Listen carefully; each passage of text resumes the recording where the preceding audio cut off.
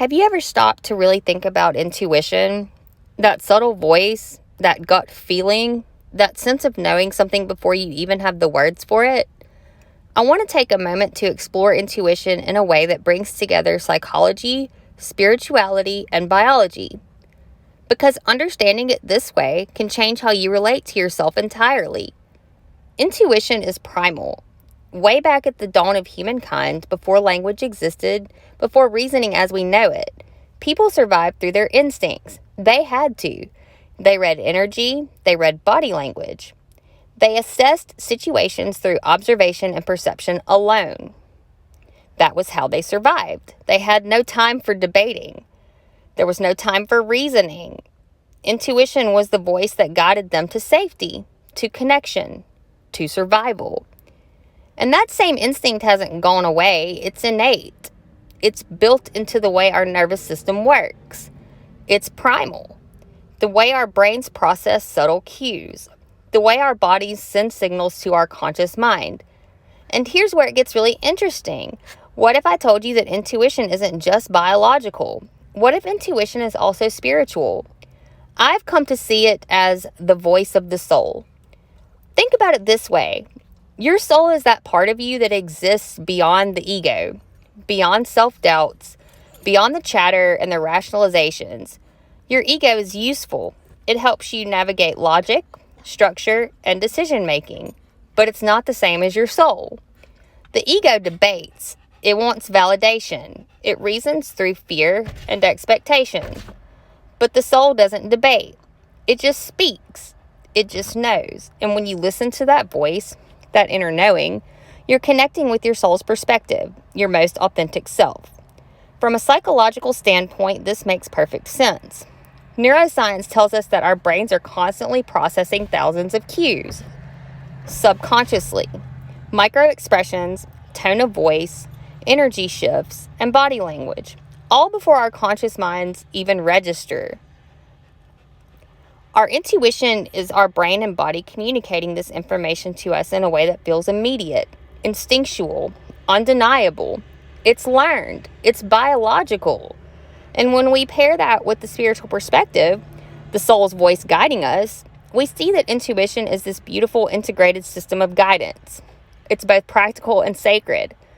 The reason I respect intuition now more than ever is because I've reframed it as respecting the soul. It's not just listening to a feeling, it's honoring the deepest part of yourself. And think about that for a moment.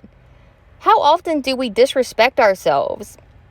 We ignore gut feelings. We override them. We rationalize what our soul is saying because it seems inconvenient, illogical, uncomfortable, or sometimes even paranoid, but that's all just our ego talking. But when you frame intuition as your soul speaking, suddenly ignoring it feels like disrespecting the very essence of who you are. It's like disrespecting your soul, right? And that doesn't even sound right. And that's a powerful realization to make. That's why learning to trust your intuition is more than just making better decisions. It's about cultivating a relationship with yourself that is deep, authentic, and protective.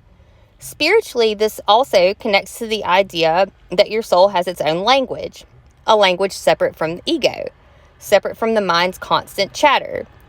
The more you tune into it, the more you can differentiate between what's coming from fear, what's coming from desire, and what's coming from true primal knowing. When you act in alignment with the soul, you're acting with clarity, integrity, and wisdom. So in practical terms, what does that mean for you? It means noticing the subtle signs. It means checking in with your gut when something feels off. It means pausing before you give away too much of your energy, before you overextend yourself, before you make a decision purely to please someone else. It means asking yourself, is this my ego trying to rationalize or justify? Or is this my soul telling me something important? And the more you practice, the stronger the connection becomes. You start to see patterns of behavior, subtle cues in people's energy, and most importantly, you start to trust yourself. Biologically, psychologically, and spiritually, intuition is the incredible tool for survival, for awareness, and for alignment. And the more you respect it, the more you respect yourself, the more you respect your soul. Because your soul is not a part of you that should be compromised, ever. It's not a part of you that should be ignored, ever. When you tune into that voice, you honor every single part of yourself, your body, your mind, and your spirit. And that is absolutely transformative. So I want to take a moment today and just notice intuition. Listen closely to that inner voice. Respect it. Nurture it. Trust it. Because when you do, you are connecting with the primal biological instincts that have kept humans alive for thousands of years. And you're also connecting with the sacred spiritual wisdom of your own soul. And that is a force that is both practical and divine. Intuition is not just a feeling. It's the voice of your soul guiding you, protecting you, and helping you navigate the world with clarity, power, and integrity. And when you honor that voice, you honor your soul.